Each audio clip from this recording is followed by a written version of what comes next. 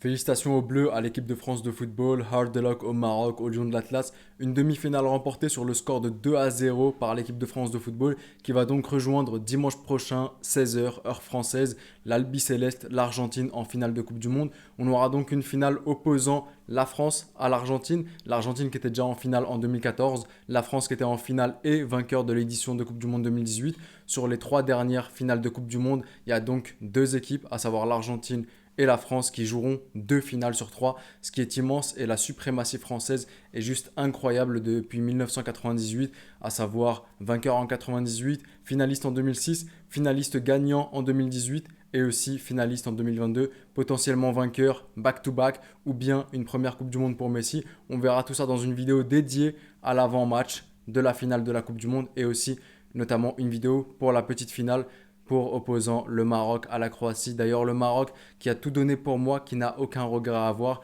arrivé à ce stade de la compétition, c'est juste énorme. Le Maroc, bien sûr, les Marocains peuvent avoir le regret de ne pas être arrivés en finale, mais ils auront une demi-finale, enfin, pardon, une petite finale, un match pour la troisième place à jouer contre la Croatie, l'adversaire qu'ils avaient affronté lors du premier match de la Coupe du Monde. Donc c'est une chose qui me rappelle notamment la Coupe du Monde 2018 où la Belgique et l'Angleterre s'étaient affrontés en phase de poule. Ils se retrouvent eux aussi pour la petite finale.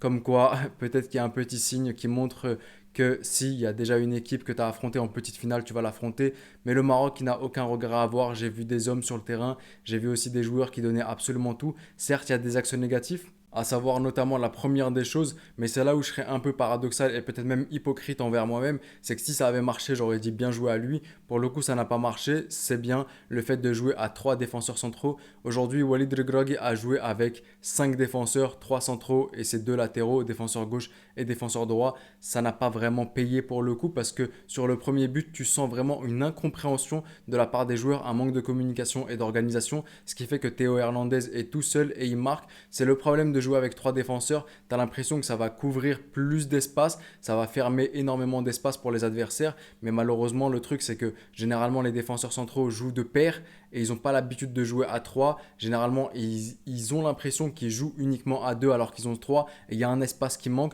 Ils n'ont pas cette habitude-là. Le Maroc n'avait pas joué à 3 défenseurs centraux dès le début de match, donc ça a compliqué les choses. Mais pour le coup, là où je dis que je me mentirais à moi-même, c'est que si ça avait réussi, pour le coup, j'aurais dit bien joué à Walid Regragui d'avoir fermé énormément d'espace, d'avoir joué à 3 défenseurs. C'est là où je vous dis que vraiment je me mentais à moi-même. Mais pour le coup, je pense que quand même, le fait d'avoir joué à 3 défenseurs centraux, ça a quand même allégé l'addition un peu. Et une fois mené au score, j'ai vu beaucoup d'envie côté marocain, énormément de rythme. Le Maroc imposait son rythme, mais là où je disais que le Maroc savait faire avec ses armes, savait très très bien défendre et être organisé, tout ce que je disais lors des précédents matchs, aujourd'hui c'est la France qui l'a appliqué, c'est la France qui a été extrêmement bien organisée, qui a su jouer sur contre-attaque avec ses éléments très très forts, Ousmane Dembélé, Kylian Mbappé, Marcus Thuram lorsqu'il est entré en jeu, mais le Maroc a donné tout ce qu'il avait à donner et malheureusement c'est là où tu as pu sentir, où j'ai vraiment pour ma part senti un manque d'expérience côté marocain, là où la France l'avait, là où la France est arrivée déjà finaliste à la dernière Coupe du Monde et l'a remportée, tu sens que l'expérience a pesé lors de ce match-là,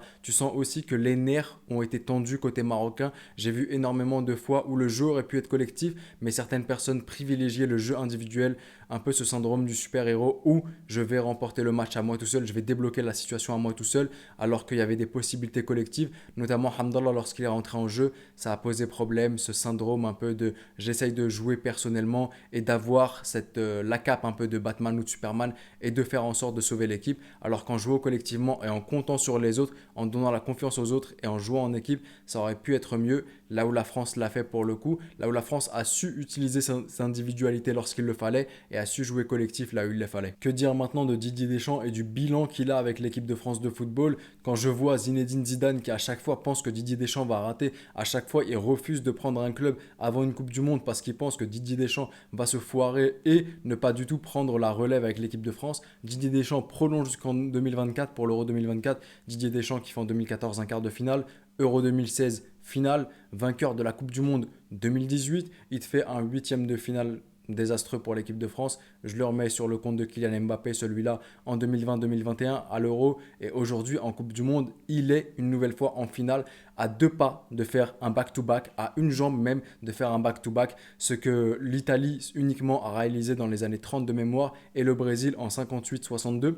Donc c'est extraordinaire ce que fait Didier Deschamps.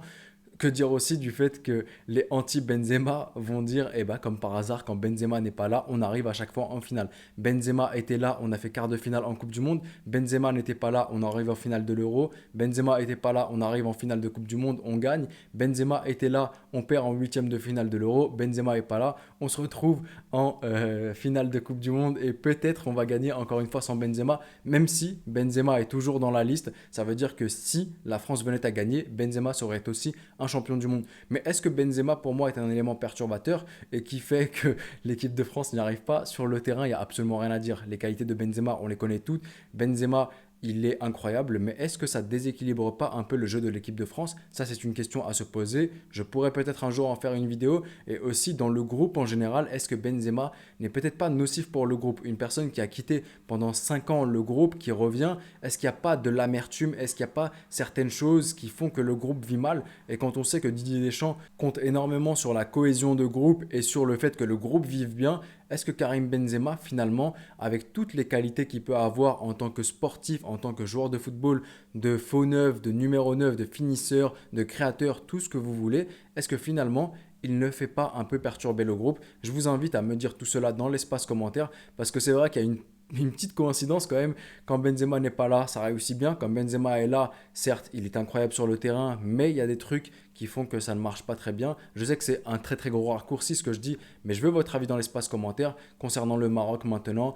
Il y a la troisième place à aller chercher. Faut aller la chercher. Sire, sire, sire, sire. Moi, je vais au Maroc. Je veux voir des klaxons pour la troisième place. Je veux voir les drapeaux levés. Je veux une ambiance, moi, pour ce match, pour cette petite finale. Et je veux qu'en allant au centre-ville de Fès, quand j'irai à Bourges pour manger je ne sais où, des fast-food, je veux que ce soit bloqué. Je veux que ce soit bloqué, qu'il y ait des feux d'artifice, que tout le monde klaxonne et que tout le monde kiffe. Parce que moi, je suis quelqu'un de très contagieux. Quand je vois du bonheur autour de moi, je kiffe aussi.